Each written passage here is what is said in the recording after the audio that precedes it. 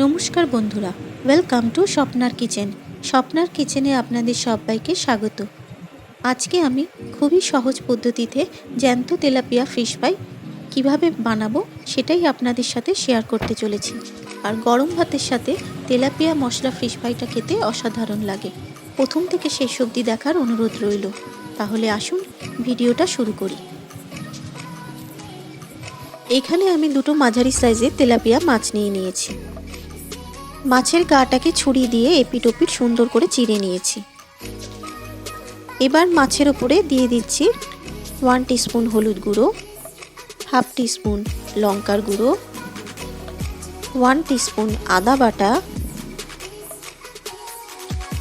1 teaspoon রসুন বাটা, half teaspoon গরম মশলা গুঁড়ো, স্বাদ মতো নুন, 2 টিস্পুন সর্ষের তেল।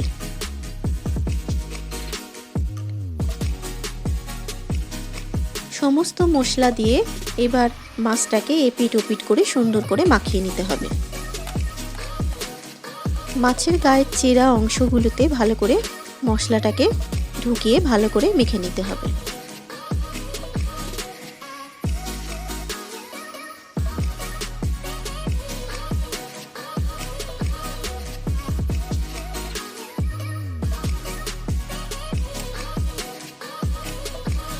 এপিট ওপিট করে সুন্দর করে মশলাগুলো দিয়ে মাখানোর পর এবার আমি 30 মিনিট এভাবে মাছটাকে ঢেকে রেখে দেব। 30 মিনিট পর এবার মাছগুলোকে আমি ভেজে নেব। কড়াইটা গরম হয়ে এলে এবার এর মধ্যে দিয়ে দিলাম 3 টিস্পুন সর্ষের তেল।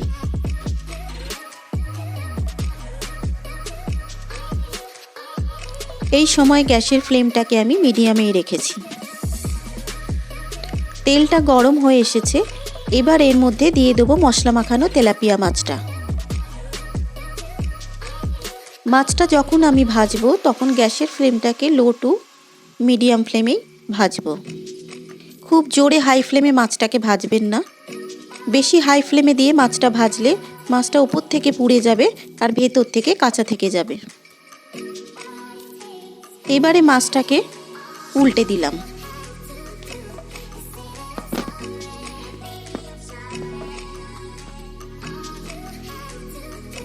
এপিট ওপিট ভাজার পর মাছটা সুন্দর করে ভাজা হয়ে গেছে।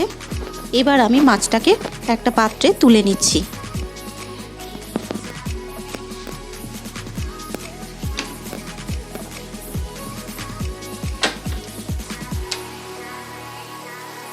এবার ওই তেলের মধ্যেই আমি আরেকটা মাছ দিয়ে দিচ্ছি।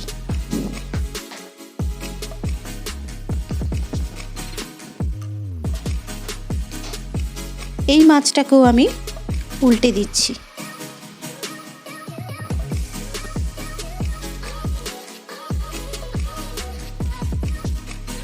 এপিট ওপিট ভাজার পর এই মাছটাও সুন্দর করে ভাজা হয়ে গেছে।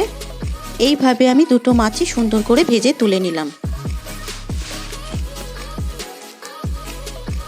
এইভাবে খুব কম সময়ের মধ্যে তৈরি করে ফেললাম তেলাপিয়া ফিশ ফ্রাই। আপনারাও বাড়িতে ট্রাই করুন, অবশ্যই আপনাদের ভালো লাগবে। যদি ভালো লেগে থাকে তাহলে আমার চ্যানেলটাকে লাইক, শেয়ার, কমেন্ট করবেন। নিত্য নতুন রেসিপি পাওয়ার জন্য আমার চ্যানেলটাকে সাবস্ক্রাইব করে পাশে থাকা বেল আইকনটি প্রেস করে দেবেন। আবারও হাজির হয়ে যাব অন্য কোনো রেসিপি নিয়ে। সুস্থ থাকবেন, ভালো থাকবেন, নমস্কার।